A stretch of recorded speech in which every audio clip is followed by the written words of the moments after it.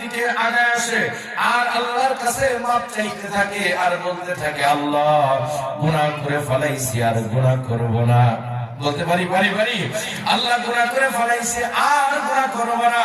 একা একা মিলিমিলি চোখের পানি ছেড়ে ছেড়ে বলতে পারে। আমার সাথে সাথে আপনারা একটু বলেন নাম, গুনাহ যাকো রেসি মাওলা, সবই তোমার জানা, তুমি যদি মাফ করে দাও কে করিবে মানা। জোরে বলেন ঠিক কিনা?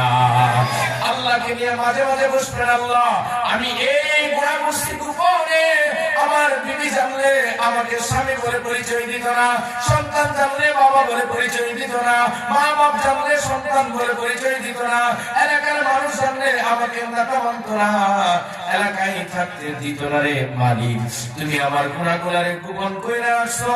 আয় আল্লাহ, আমার গুনাহগুলোকে তুমি গোপনেই মাফ করে দাও।